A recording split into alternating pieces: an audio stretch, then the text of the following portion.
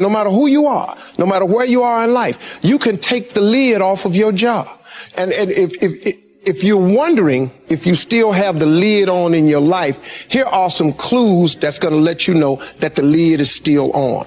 If you're not excited about waking up in the morning, if you're sitting around bored out of your mind, if you got time to do everything anybody asks you to do, you probably got the lid on.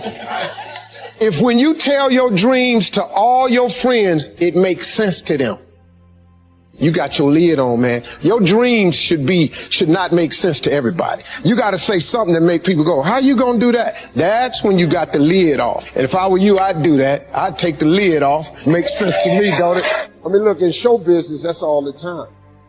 You could come to work one day and they just say the show is canceled. What can you do?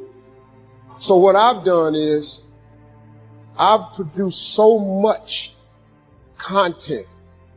I got radio, I write books, I write movies, I do TV shows, I host TV shows, I got a game show, I do a Facebook watch show. I do so many. So when they come and they cancel something, I don't really give a damn. Because I got 8 more jobs.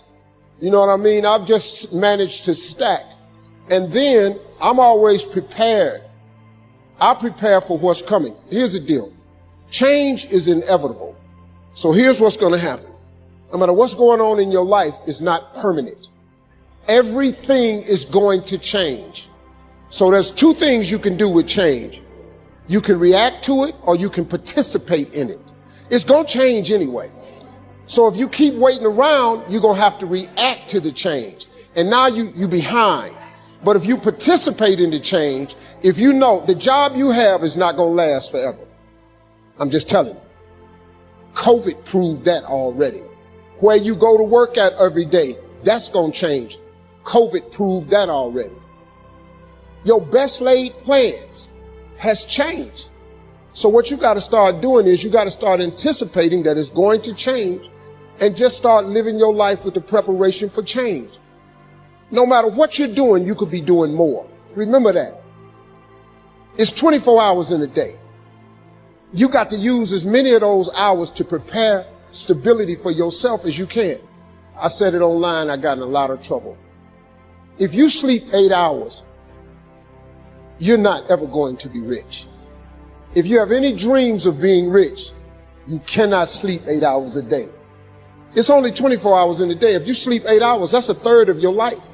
How can you cannot be asleep a third of your life and become successful. You can't.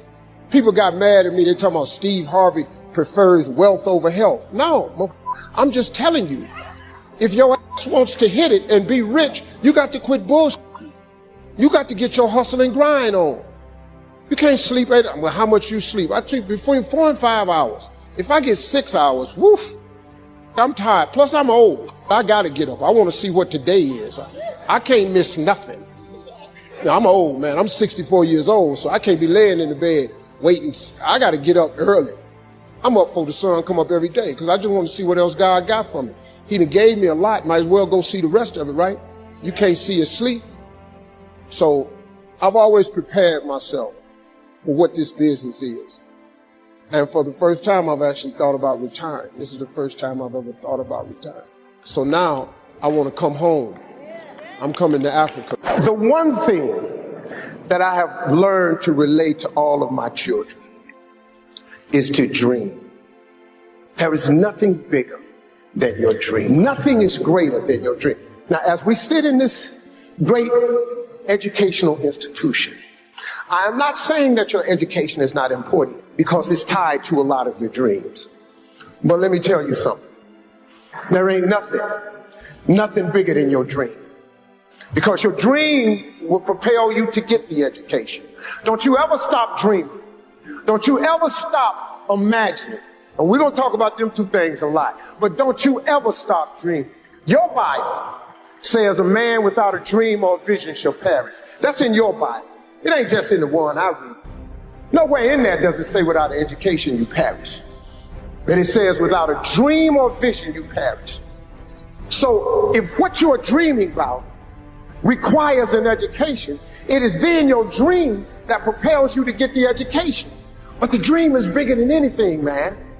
See, if it was an education that caused you to be greater successful, I ain't here today because I don't have one of them.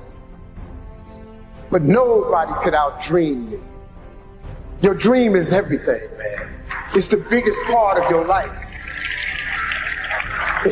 Look, man, it is that thing that God puts in you that don't let you sleep sometimes. It's your dream. It's that thing, that part of you, man, that wakes you up and stirs the very pit of your soul. I've always taught my children to dream. The secret, though, the secret to real success is if you tie your gift to the dream. Whatever position you find yourself in today, we put ourselves there by a series of thoughts and actions. Thoughts turn into things. That's very important to know. So let's look at both sides of it. For people who think negative thoughts, it turns into negative things. And the direct opposite is true for those who think positive thoughts. It turns into positive things. That's the deal. It's as simple as that, folks. Thoughts become things. So the one glaring question for all of us always is, on a daily basis, what are you thinking? What are your thoughts? What are you thinking? What are your thoughts? Because this is a fact of life. This is biblical. This is spiritual. This is written. This is philosophical. This is the law of the universe. This is just the way it is. Now, and here the cold part, folks. It don't matter if you believe me or not. It does not matter if you have never been explained this or not. And it does not matter if you think it works in your life or not. It don't matter. Listen to me. It is the way it is. It's just whatever. It's the law of the universe. You call whatever you want to call. However you got to dress this thing up, because this is all it is. So when I say that you are where we are today, because we thought ourselves here, oh, you best to believe that's true. You thought yourself here. No one else. See, let me explain something. I got people around me who so badly want to take credit for it. Every man in this room, you blew your 20s. You spend all your 30s trying to make up for your 20s. Yeah, that's the truth. Dog, every dude in this room blew their 20s and at 30 trying to fix what they should have did in their 20s. Yeah. And so forth and so on. You turn 40, you're trying to recover from the mistakes you made when you're 30. Now at 40, man, it's time for you to start. Really, at 30, you need to start buckling it on down. And just realize, man, everybody make mistakes. And if the mistakes you're going through are going to help you become the person you need to be later on. Steve Harvey. All them mistakes, dog, they cool to make. Yeah. I needed to mess up every marriage. I needed to get arrested like I did. Yeah. I needed to get shot. I needed all this, dog. I needed shot? to be homeless. Yeah. I needed all them things to happen to turn me into who I am today. So when you're young and you make mistakes, don't let them eat you up. Because everybody that done made it, done made them. Yeah. You got to fail in order to win. Hey, look, man, to understand how to hit the game-winning shot, you got to miss the game-winning shot. First of all, you're talking about stuff that I can relate to like so many others can relate to. I mean, everybody got the same story. We just got different details. But like I always say, life is 10% what happens to you. It's 90% what you do about it. See, we're going to dive into a chapter from my new book, and it's chapter 1, section 1. This is very clear for people. So the first step is getting completely and brutally honest enough to say, I am tired of myself. When you say I'm sick and tired of being sick and tired, that's the facilitator of change. That's when you're ready to say these words, no more excuses. No more excuses. I went to Kent State, I dropped out. I didn't drop out, I flunked out. Now that threw my life into a spiral, but because I didn't have a college degree, I could not let that stop me. And like you're doing, where you're saying, all my friends at this age are settling in your careers, you don't even know if they're happy or not. Stop comparing yourself to others. So the first thing you do is stop focusing on other people. Instead, focus on being the best version of you that you can. Then you'll recognize that you deserve to sit at the big table with everybody else after you become the best that you can be. Now, once you've accepted that you have as much right to success and much right to succeed as anybody else, the next step is learning how to talk the talk. You have to get fluid in the language of success so you speak it with ease. Surround yourself with people who've accomplished their dreams and immerse yourself in the culture of achievement. You know, you got to be tough because the road to success is always under construction. It's never a clear path to success. The people who become successful are the people who have a relentless attitude.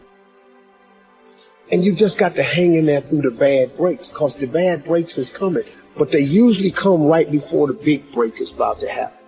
You get a series of bad breaks and it stumbles up a lot of people. My life and my success is to say to anyone, you can stumble, you can fall, you can get back up again. And like I've said before, we each have a gift. But too many people miss out because they refuse to sign the lease on their gift.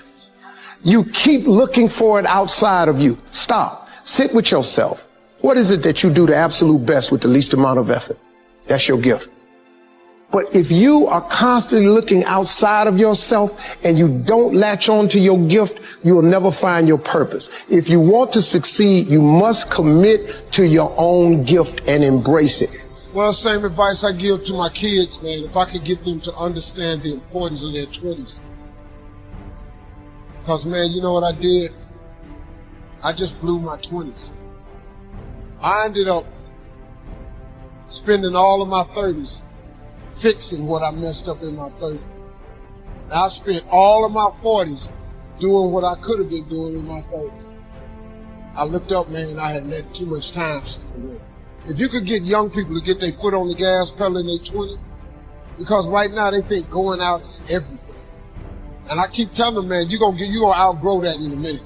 Because, you know, like at this age, it's when somebody says, hey, we're gonna go out to a club tonight. What? Go out to a club? Are you kidding me? It don't make no sense to you, man, because you're over that. But it takes a minute for them to understand. It's sad. I wish they'd get it. I wasn't clubbing in my 20s. It just, I didn't know how to make a vision board.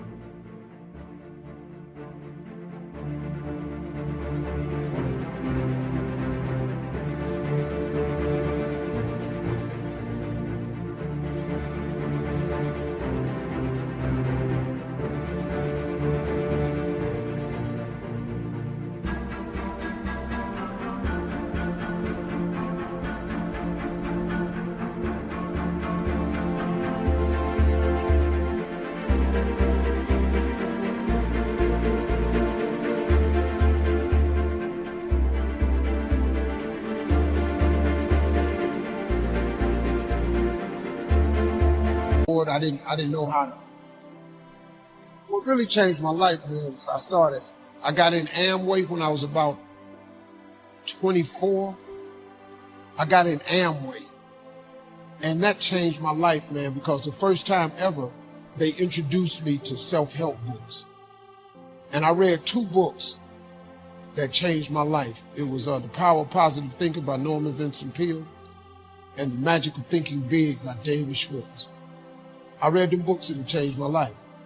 But it also made me remember what my mother had taught me, because she was a Sunday school teacher, because all self-help books are Bible-based. Everything comes from the Bible. All of the self-help books, that's Proverbs. That's all it is. A book of wisdom and understanding. If you could read that, it'll change your life too. Sometimes you need regular books where you can relate to it differently. But it's all comes from the Bible. It's like a great book is The Secret. If you read The Secret, it's all Bible verses. It's based on the Bible. You can't think of nothing new how to tell a person to succeed without the Bible. You can't. It doesn't work that way, So couple of books changed my life, man. Imagine the Thinking Big was huge. It just taught me one simple principle. It don't cost no more energy to think big than it does small. You can say Volkswagen and you can say Rolls Royce with the same amount of effort. You ain't got to grunt to say Rolls Royce. So if the Bible is true, which it says a man is as he thinketh, if you think poor thoughts, you got to be poor. The moment you change that thought into wealth of riches, you start the process to becoming wealthy or rich. It's not a math trick. It's really how it works. People complicate it. You got to do this and you got to do that.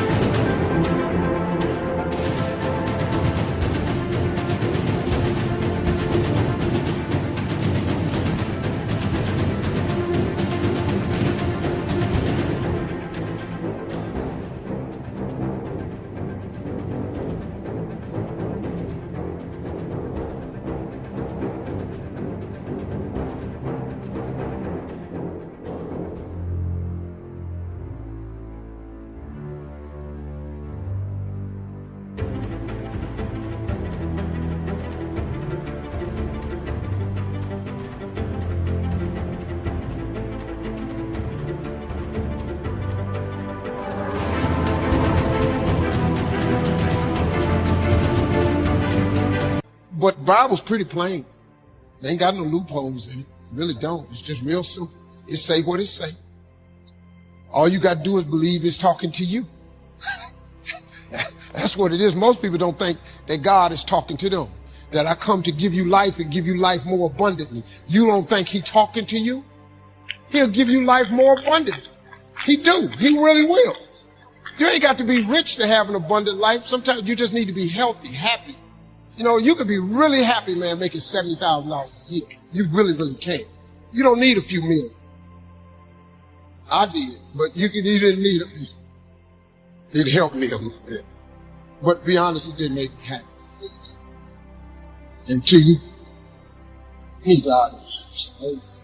I ain't ministers. Just tell you you go to church and hear.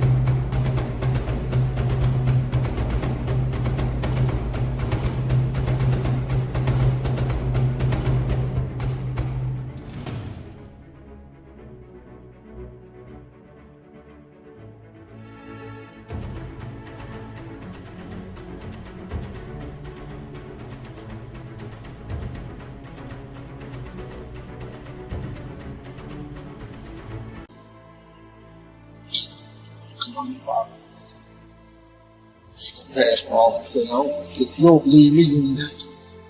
But I can take a sentence or a thought and make it common. Now, one dude told me once, yeah, well, I hear you said it was hard, but you ain't funny to me. I ain't got to be funny to you. You've never bought a ticket to see me. No, I haven't. I still made it. It doesn't matter what nobody else thinks. What they got to do? I don't think you're funny. Listen, let me tell you this. If you can think of something to get $10 for, I bet all of you have something that God has gifted you with that you could convince somebody to give you $10 for. I'm going to show you how to become a millionaire. All you need is to have one thing that you can get $10 for. I don't care if it's cutting hair, cutting grass, painting, babysitting, typing papers, walking dogs. I don't care what it is. Just get somebody to give you $10. All I want you to do is do it and get $10. After you get $10, I want you to do it 10 more times. That's all. You have $100. When you get that $100, whatever you did to get the $100, I want you to do it 10 more times. You're going to have $1,000.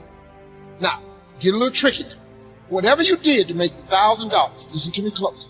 What I want you to do is do it 10 more times. That's what I want you to do. Don't change shit. Just do it 10 more times. You'll now have $10,000. Now, there's where you got to start using your faith. After you make $10,000 with this $10 idea, all I want you to do is do it 10 more times. Just 10, whatever you did to make the 10,000, do it 10.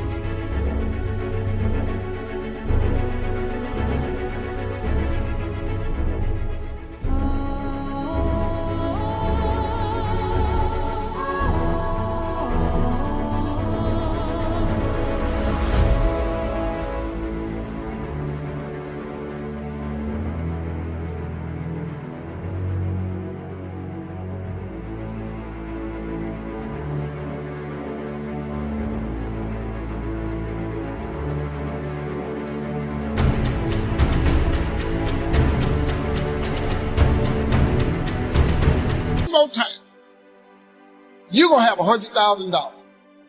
Here's the trick of tricks. Once you make $100,000, you're going to have to hire a few people.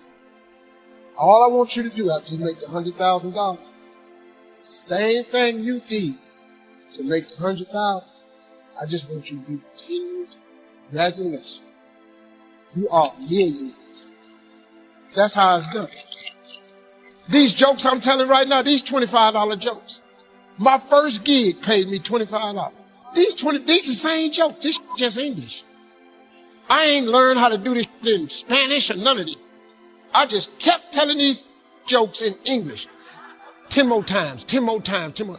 Till they started paying me $25,000 a night. Then they started paying me $100,000 a night, $150,000, $250,000 a night. I made $500,000 telling jokes in one night. They're the same jokes. I just kept telling them over and over and over and over and over. $25 jokes repeated on a 10-time multiple. You could be a millionaire babysitting. You could be a millionaire doing eyebrows. You could be a millionaire cutting grass. You could be a millionaire as a barber, painting houses. You already have the gift. God has already given you the gift. He gave it to you at birth. You was born with it. God ain't never created a soul he didn't give a birth to. That he didn't give a gift to at birth. You sitting up in here, if you're poor today, it's because you tripping. You just tripping. You done talked yourself out your God-given gift. You done got some funk job somewhere and tried to act like you was happy with it. Now they done furloughed you, now you disappointed. You ought to be jumping for joy. Walk your up the hall, go take your gift God gave you and turn yourself into a millionaire.